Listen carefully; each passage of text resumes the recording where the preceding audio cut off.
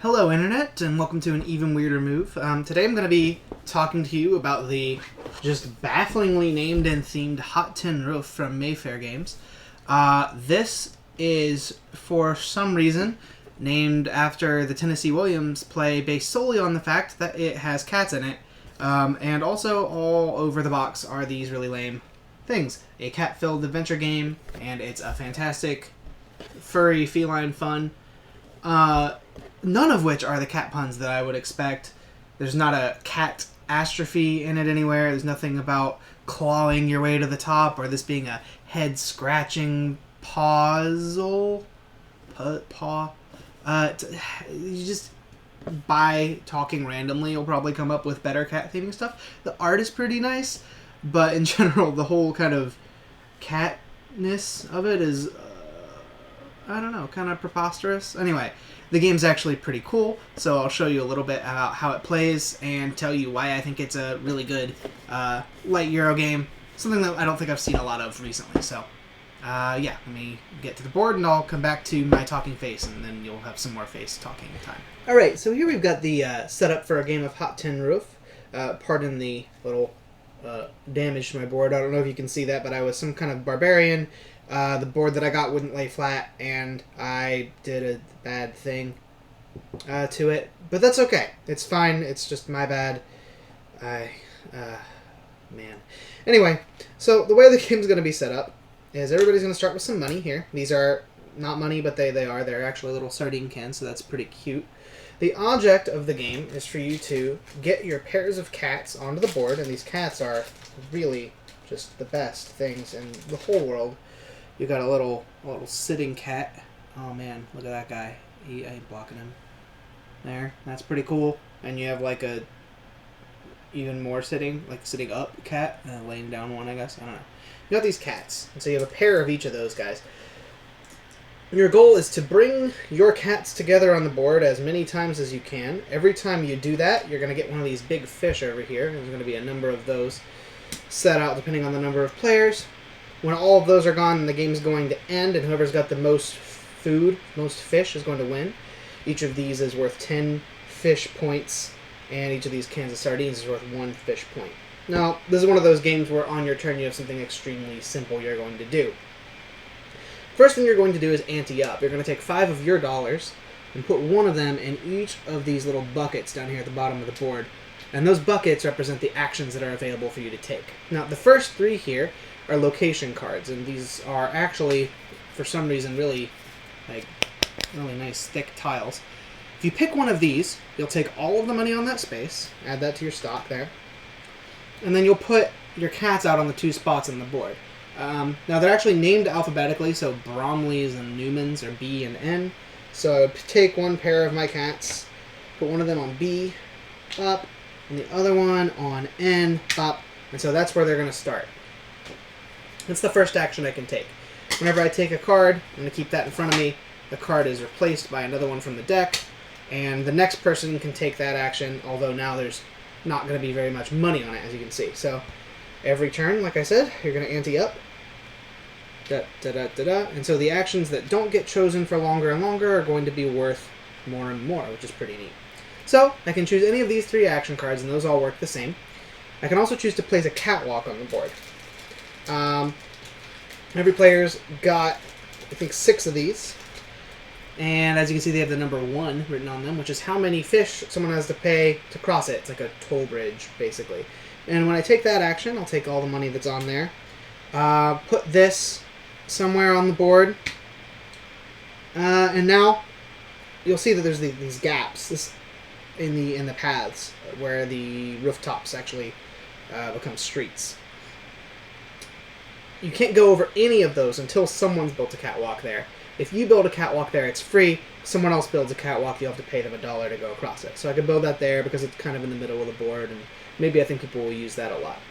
The shelter action works basically the same. Each player also has 3 shelters. You put one of those on the patio, and if a cat has to go across or stop on that patio, they pay you $2. Then, after I've done that stuff, I can move my cats as far as I want to. So if I wanted to, for some reason, I guess I could move this guy over here. maybe I think I'm more likely to go this way than to go through the middle. Or, actually, I probably would have just built these someplace that's not really stupid. So, go there. And start making progress towards completing this. When both of these guys, if someone builds some catwalks out that would let me complete this and move these guys to the same spot, whenever they're on the same spot, I'll pick them back up. I've completed my card, and I'm going to take one of these fish, which is worth $10. And I can make change with those at any time. When all of the fish from the side of the board here are taken away, the game's going to end immediately. Another thing to make note of is, let's say that I was in this situation and I had to take a turn. I don't have $5 in front of me. So, instead of making this ante, what I would do is take $2 from the bank and immediately end my turn. Which kind of sucks. So you probably don't want to get caught in a situation where you're unable to make that ante. That's pretty much it. The game's pretty simple.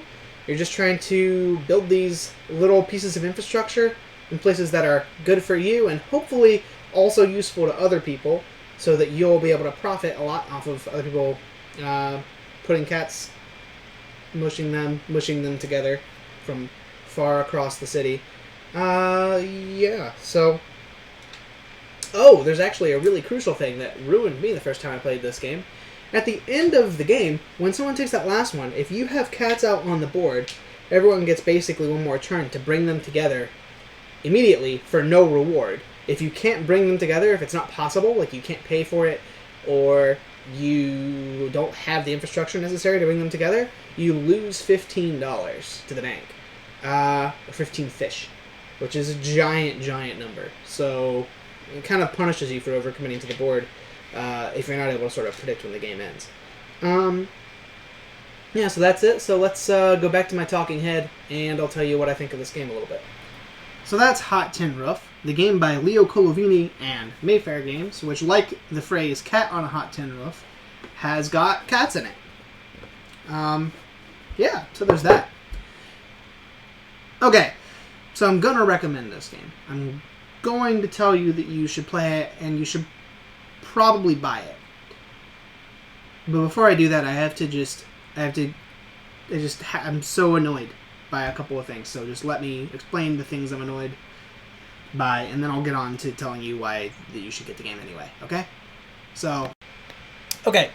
These are the pieces I use to demonstrate the game, and you'll notice that they're orange. Orange is an awesome player color. It's not used often enough, and they're cute, lovely little meeples, and you have these nice little walks and these little platforms, and they're great. They're great, and they're all the same color, like player pieces should be. They should all be the same color. These are the white pieces. There are these bluish gray pieces here, and then these white pieces, and I guess that's white. Okay, so sort of. Here are the black cats, and with them we have brown pieces and another brown, and those are kind of orangey. So this is the orange. It's not all right. So that's that way, and then we have this gray pieces, which maybe this is gray, but then maybe this is gray. So which one of those is the truth? How can you possibly know? It's impossible. Especially when you're looking at these things. God, I put them back in the wrong pile. Especially when you're looking at these things down on the board, and you have that guy, and then you have this guy somewhere else. If they're not right next to each other, you can easily mistake them for each other. Same with these other two colors. Like, this is... Why would you do that? Look at that. No. Look. These are the player colors. What kind of world are we in? What is this? Alright, the next thing I kind of understand, because this board looks really nice. Again, pardon my barbarian self ripping it in half. But it's this nice, like, nighttime lit thing, and at first I was afraid that I wouldn't be able to see where the paths were, but lucky for me, the graphic designer was smart in this case, and they made all the paths these bright, stark white lines. And there's these bright white paths, and rails and metal pieces and satellite dishes and laundry things all over the board, and the white lines are where the paths are, and the white lines are what's connected. But unfortunately for me, the graphic designer was also just ridiculous and decided that what they would do is really helpfully, wherever the paths are broken and they're not connected, where they're not connected, what they'll do is put stupid white streetlight there in contrast to the dark background, exactly the same way the paths are in contrast to the dark background. So, as you're scanning across this, you'll say, oh, my cats are connected, I'll connect them. And then someone at the table will say, they're not connected, Drew. you have to build a catwalk right there. And you'll say, oh, okay, that's right. Well, I'll do something. And then the next turn, you'll make the exact same mistake again somewhere else on the board.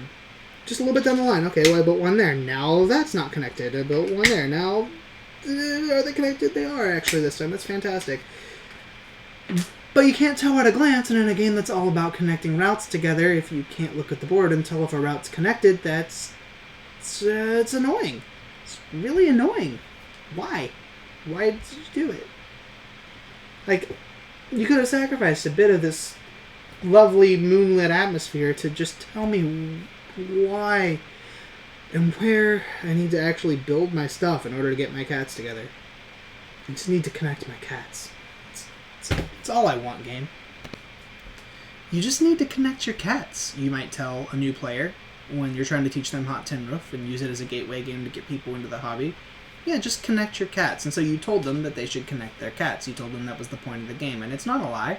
That's the point of the game. So they want to connect their cats. In order to do that, they need to have some cats. So what they decided they would do was put their cats on the board. They put a pair of cats on the board, and then the next turn they put another pair of cats on the board. And now they're in a slow spiral towards destruction.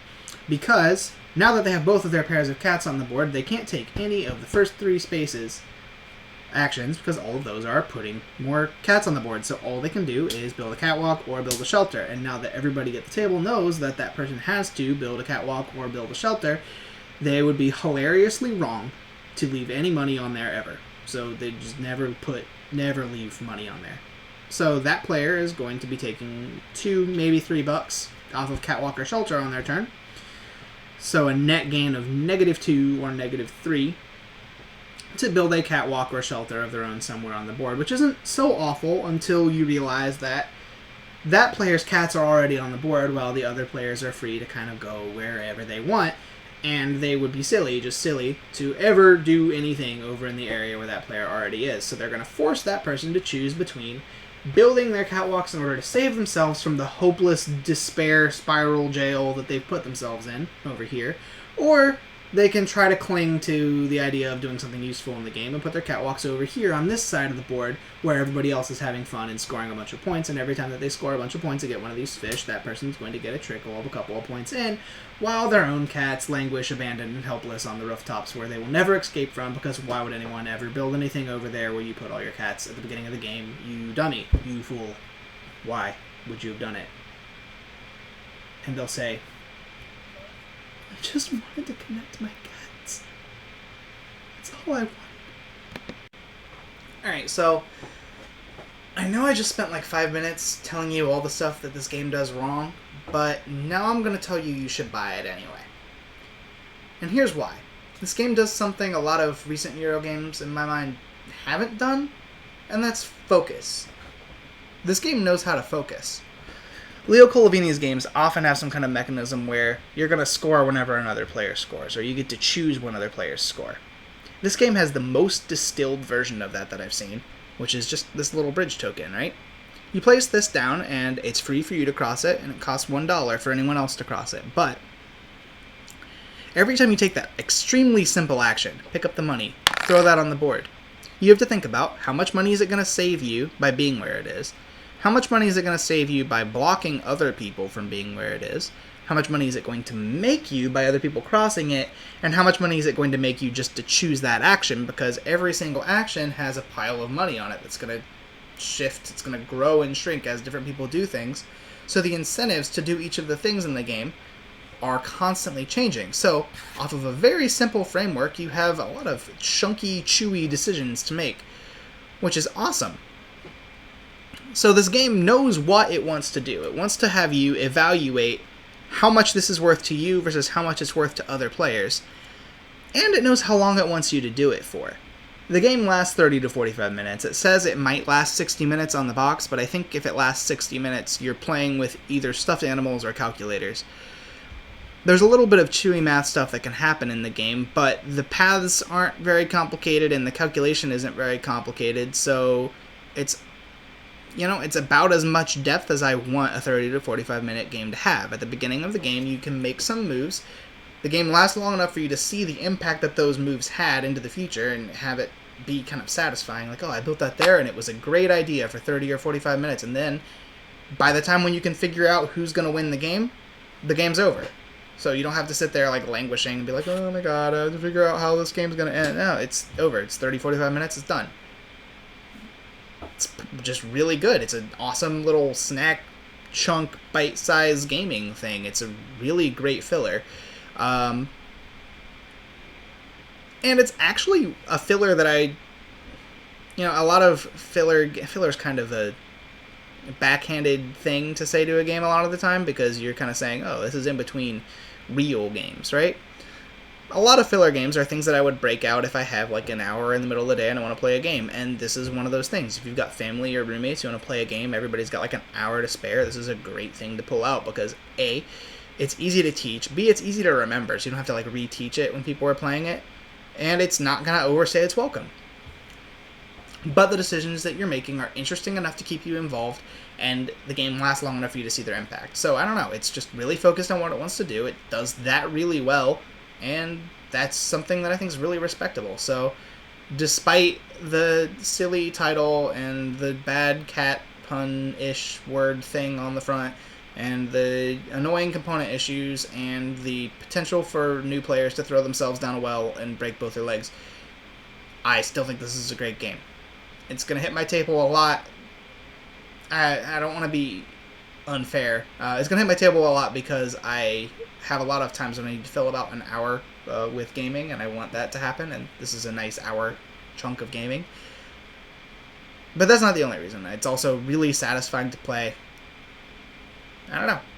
Hot Tin Roof. Good game. You should check it out. Here's a list of cat puns that I think are better than the ones that are on the box.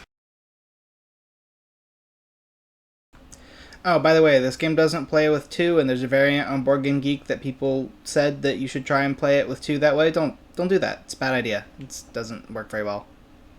It's a shame.